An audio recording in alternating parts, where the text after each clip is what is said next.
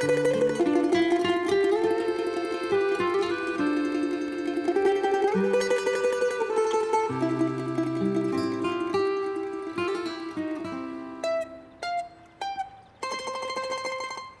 Napoli e poi muori. To see Naples and die. Yes, yes, the saving is about its Italian city and not about Paris. My name's Diana, and as you can already tell, I'm in Naples.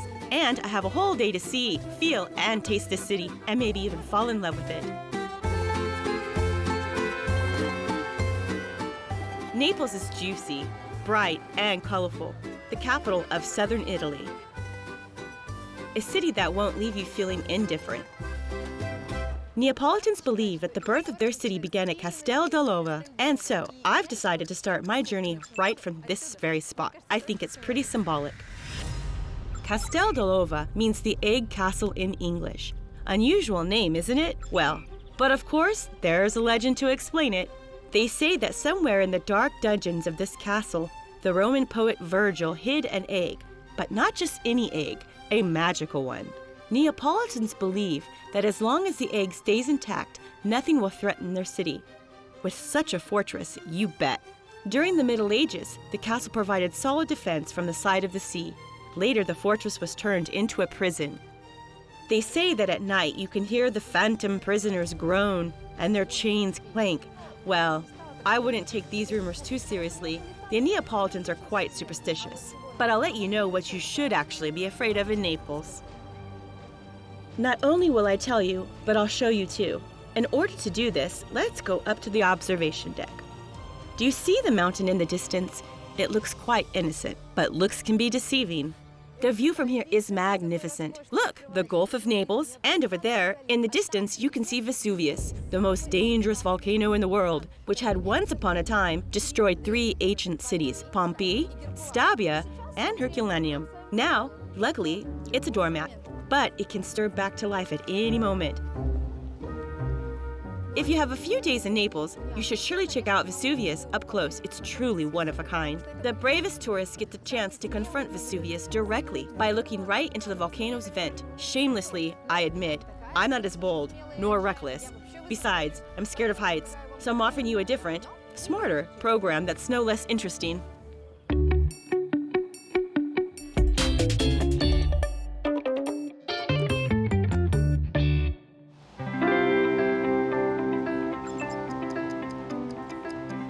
Uh-oh, the weather's turned a bit bad. I had to grab an umbrella. But these everyday inconveniences aren't going to stop me, because I really want to get to the heart of Naples. Piazza del...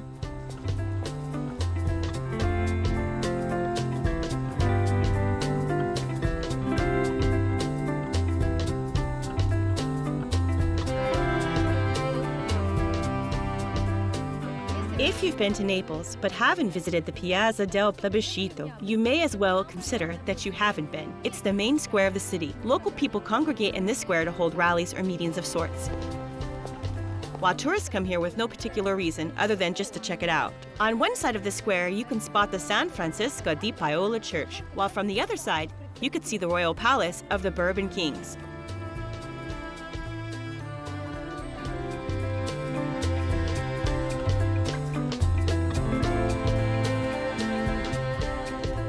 Oh, I'm so cold. I should head somewhere cozy to warm up over a cup of coffee.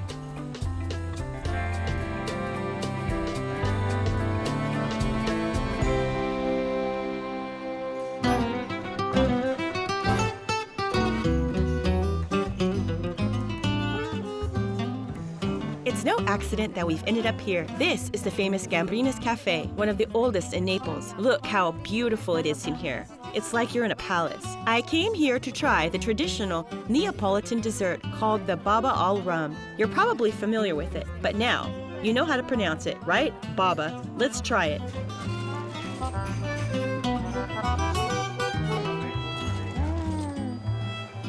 So soft, so juicy, absolutely delicious. In Naples, referring to baba al rum, they say the pastry made by the king, not for the king. Legend has it that this dessert was invented by the Polish king Stanislav, but later, an Italian pastry chef improved the recipe, substituting the rum for Madeira. In Russia, baba al rum is much richer and drier. Here, it's so juicy. drenched all the way through. So nice. The only thing to watch out for is getting drunk from a dessert by accident. Wow, what a treat. A truly royal one. And now the rain is over. Time for a walk.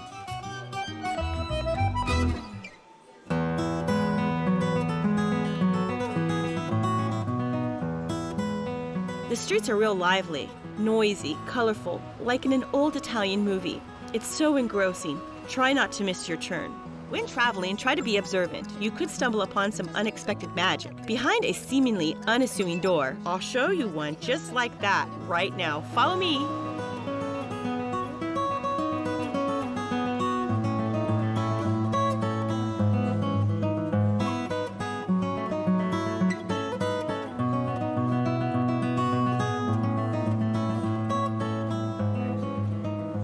This is the Church of Pia Monte della Misericordia, which belongs to a charity fund established in the 17th century. The founders wanted to have a painting that shows all 7 acts of mercy. The brilliant Italian artist Caravaggio was commissioned to create this masterpiece. I adore Caravaggio. Sometimes they bring these works to Moscow, but you won't see the 7 acts of mercy anywhere but in Naples. The owners of the painting made an oath that it would never leave the walls of this church. Even making replicas of this painting is prohibited. Caravaggio is recognized as a master of dabbling with the effects of depicting light. Looking at this picture, you plunge right into this old Neapolitan street. The characters have this nearly divine depth and luminosity. It's touching. To tell you the truth, I don't want to leave this place. I could stay here till nighttime, but I can't waste any more time. Let's move on.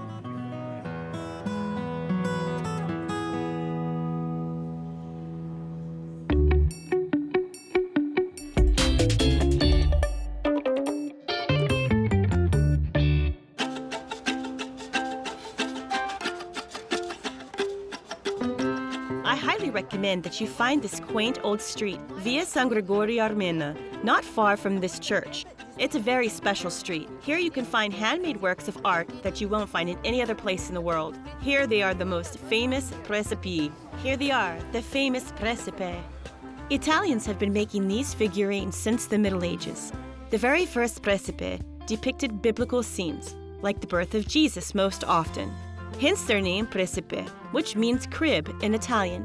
There are lots of workshops that make precipe in the artisan street of San Gregorio Armeno. And we just got lucky enough to meet one of the best masters of the precipe in Naples. Good afternoon, Marco. Diana. Good afternoon, Marco. Marco is a true master of this craft. He creates these beautiful figurines like his family has been since 1836. Marco, what materials do you use to create these figurines? I use terracotta, wool, and silk fabrics. Traditional Neapolitan fabrics from a factory in San Lucio. The figurines nearly look alive. The craftsmen meticulously reconstruct the fine details, creating authentic costumes, loyal to the era that the character belongs to. Incredibly scrupulous work. Marco, can I try it myself? Well, all right. This is a historical moment. Thank you. The historical moment being, Diana takes part in the creation of these super figurines. Like this? Yes? In my opinion, I'm pretty good at this. You know what? Actually, I think it comes naturally to me as it will for most women. Every morning we actually do the same. We use our makeup brushes to cover any imperfections, right? Okay. Good. Almost done. Let's add some red paint. Oi! Oh, my hands are dirty now.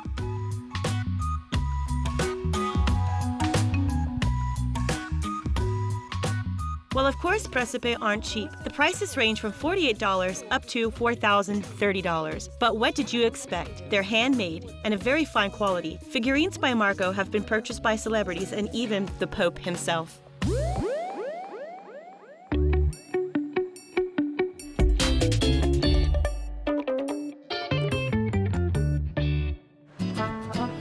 So, I'm getting really hungry. What's a visit to Italy without pizza? And what kind of visit to Naples is without a margarita pizza? Let's go.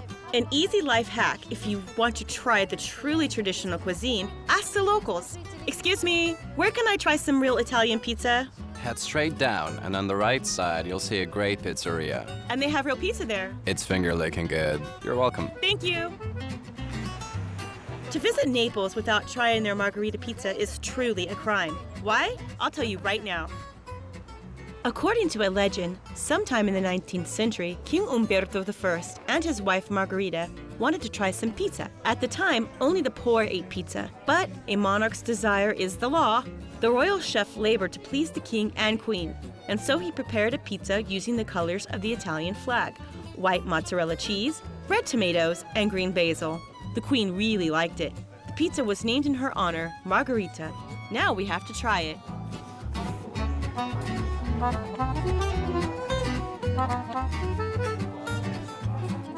This is the most exquisite pizza I've ever tried.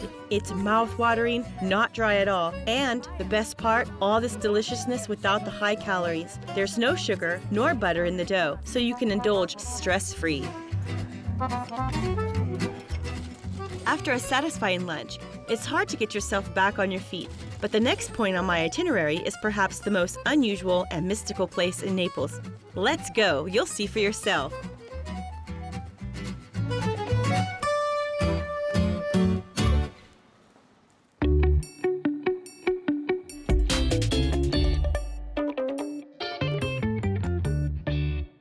I stumbled upon a part of this city by accident, but here, they have the real treasure of Naples.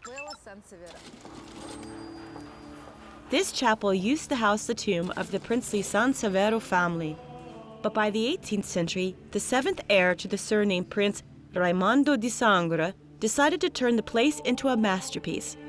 Throughout his entire life, he collected beautiful works of art to cover the walls of this chapel. It's as if I'm in some kind of treasure chest of art. The walls and the ceilings are covered in paintings. It's so cozy too, and bright. But the most important gem is in the center of the chapel, the sculpture, Veiled Christ. The sculpture Veiled Christ was made by the sculptor Giuseppe San Martino. It seems nearly impossible that this thin, airy veil is made of marble.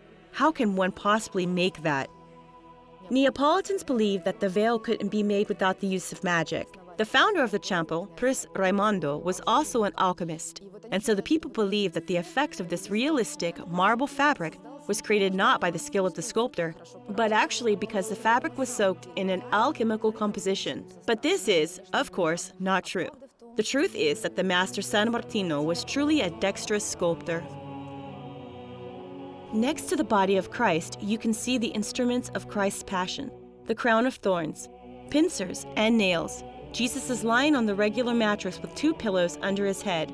Perhaps the author wanted to remind us that all people, whoever they are, will end up the same way, on their deathbed.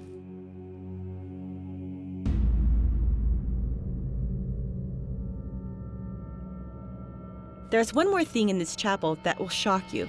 I suggest heading down to the crypt, but be warned, this is not for the faint-hearted.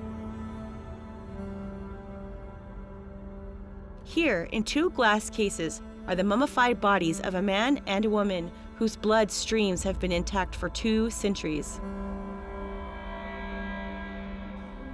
Unbelievable. These are the bodies of real people, Prince Raimondo's servants. The alchemist prince gave his servants some kind of magical potion to drink, and their blood turned to stone, right in their veins. Some people claim these aren't real bodies, but dummies. Supposedly the vessels aren't real, but made out of some other durable material. But the real question is, how did Prince Sansevero happen to have such accurate intel on the cardiovascular system when living in the 18th century? That's the true mystery here. And here is Raimondo, or Prince Sansevero, or his portrait, to put it more accurately. His portrait has since blackened and has become covered in stains. Rumor has it that it tarnished in that way because Raimondo sold his soul to the devil, like Dorian Gray.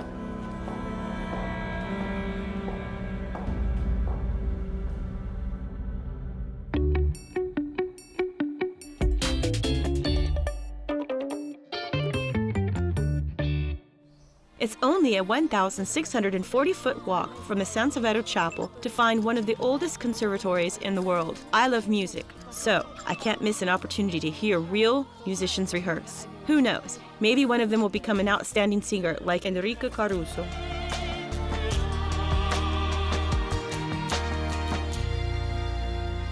Guys, I have the rare opportunity to attend the rehearsal of an opera buffa. This is a classic Neapolitan comedic opera which originated here. Let's give it a listen.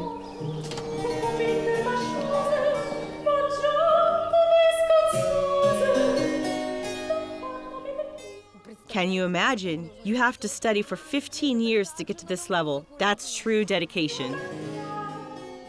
The Neapolitan School of Opera Singing is considered to be the best in the world.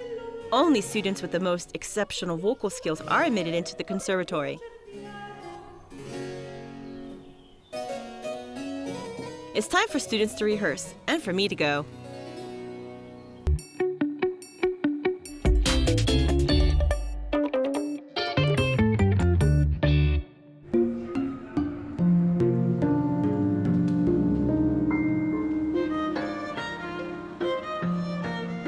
Whoa, cool. It feels less like a metro and more like some kind of art pavilion, as if we're floating underneath a starry sky or somewhere underwater, as if that's some kind of electric jellyfish in a magical world. That's something I didn't expect to see here.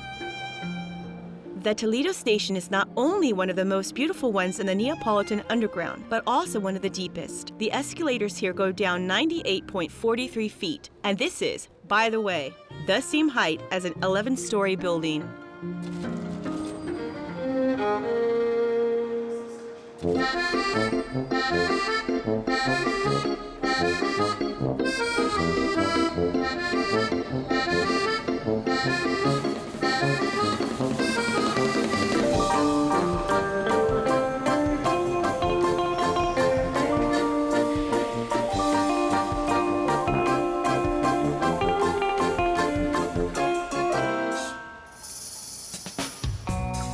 Via Toledo is one of the liveliest streets in Naples. At least that's what Stenhall would say. Today, it's a street mostly for shopping. I suggest you come here for affordable finds. The street has lots of shops on both sides, but be careful. Not everything sold here is an actual Italian brand. You can easily be sold some mass-produced Chinese type thing. So beware of prices that are suspiciously low. I like the look of this little shop. Let's go! Everything's beautiful, elegant, stylish. I want to try on everything. All the clothing is made according to the latest fashion trends. And what's just as important is it's made of high-quality fabric. To the fitting room.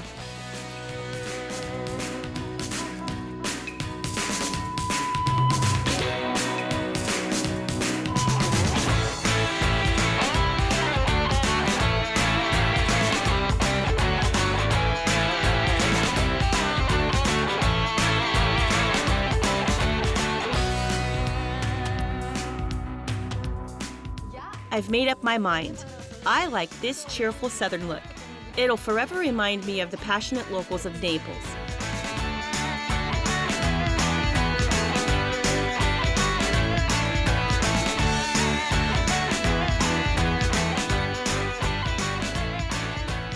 These Italian brands aren't the most well-known, but for that very reason, even dearer to me, I like to collect things like this that you can't possibly find back home. You can only find this here in Naples, made exclusively in Italy.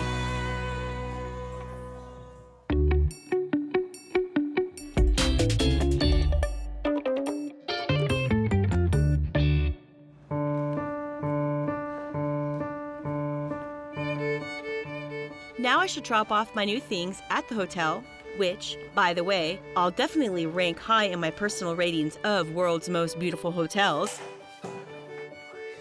Wow, I'm pretty exhausted. Oh, and also, a piece of advice from the seasoned traveler Diana. When you travel, don't just choose generic hotels. Find some funky options. This time, for instance, I choose to stay at a king's former hunting residence, and I really feel like a Neapolitan princess. I'm so drained from all the day's adventures, but today's Saturday, And who goes to bed before midnight on Saturdays? Especially when the hotel I'm staying at is hosting a party for local residents. Ready! Naples is a city on a volcano. I don't know whether it's because people here are so lively and passionate, and so they've influenced me easily, or whether it's because the food is so mouth-watering and delicious, or whether it's the music that's won me over. I'm not quite sure, but you should come and find out for yourself what all this can do for you. My name is Diana. See you soon. Bye-bye.